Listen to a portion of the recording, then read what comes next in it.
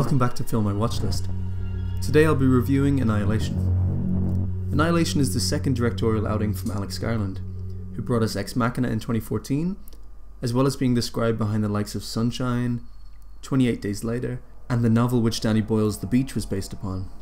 Garland has proven himself adept at telling cerebral and thought-provoking sci-fi in the past, but with this suitably loose take on Jeff Vandermeer's opening to his Southern Reach trilogy, Garland has created something truly special. The film stars Natalie Portman, Jennifer Jason Leigh, Tessa Thompson, Tuva Novotny, Gina Rodriguez, Benedict Wong, and Oscar Isaac.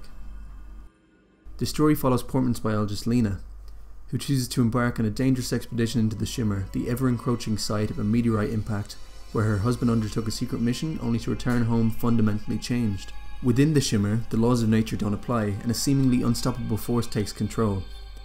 Annihilation certainly builds upon a rich sci-fi tradition that was initiated by the likes of Roadside Picnic, a novel by the Strugatsky brothers which was adapted into Andrei Tarkovsky's Stalker, in which characters enter an extraterrestrial influence zone for research and scavenging. Annihilation creates something purely of its own in the way it represents this zone and the effects it has on its inhabitants.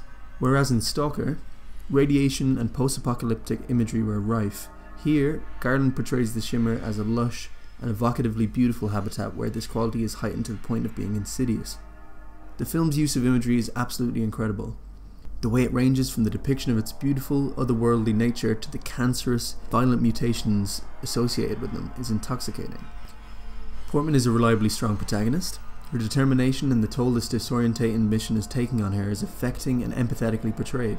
The celebrated actress manages to sell both her character's academic and military background convincingly, as effective theorizing the reasons for DNA duplication and species blending as she is with an assault rifle gunning down a mutated alligator.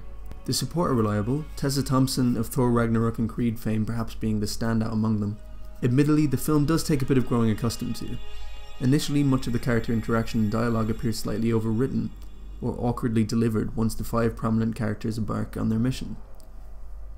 In my opinion, however, this pattern works quite well when viewed through the prism of the story's framing device, that being a deadpan recounting of the expedition from Lina, clearly affected by her experiences with the Shimmer.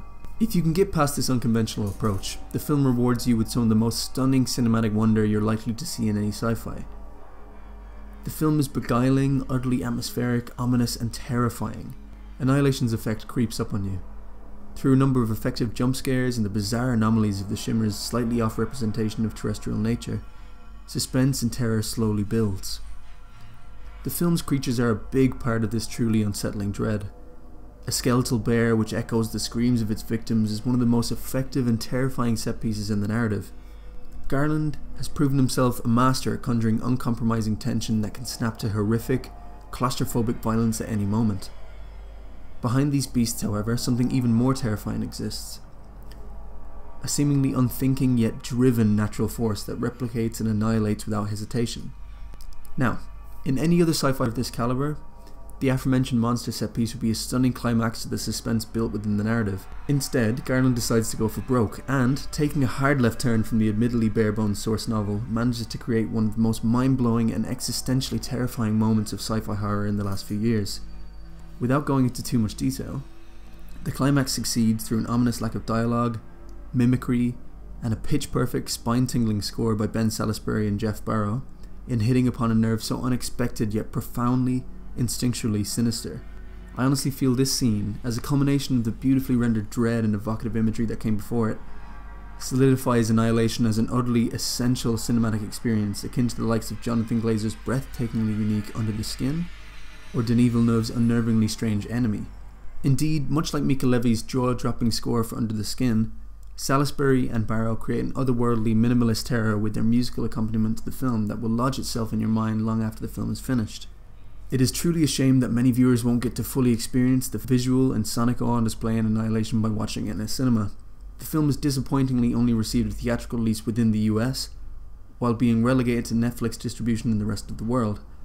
I was very lucky to be visiting Chicago last week and made a point of seeing it at the nearest AMC while there, and I'm delighted that I did. The film is made for the biggest screen and loudest speakers available. It's a pure and utterly unique cinematic experience that, in touching upon the fundamentals of nature and human existence, will provoke thought, inspire ideas, and strongly affect its viewers. If any of that sounds like the film may appeal to you, I would strongly urge you to seek Annihilation out, whether it be in cinemas or on Netflix. I'm going to give the film a heavy 4.5 stars out of 5, though I could honestly see my regard for it growing even stronger upon future rewatches. Now, I have some thoughts that can only be discussed by delving into spoiler territory, so consider this a warning for those of you who don't want plot elements of Annihilation ruined. In analysing the film, there could be plenty said about the focus on Lina'S eyes in the final moment.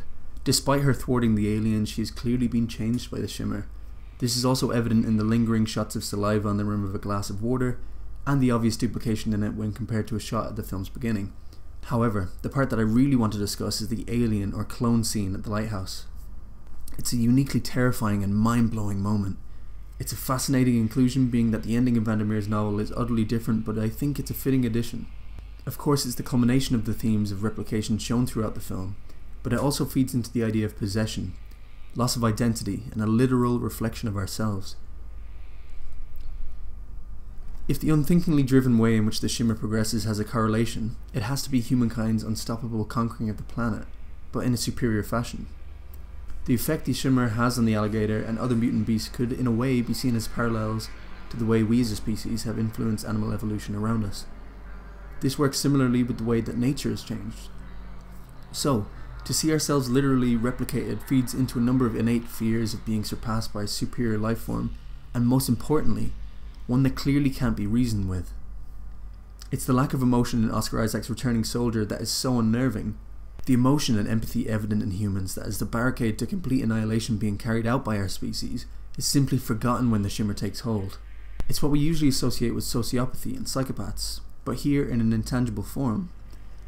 In a comment I read elsewhere online, which I've credited below, the emphasis that Jennifer Jason Leigh's Ventress places on the fact that each of the scientists are self-destructive speaks volumes to the way in which the shimmer operates. It's simply mirroring the subjects within. What did you think of Annihilation?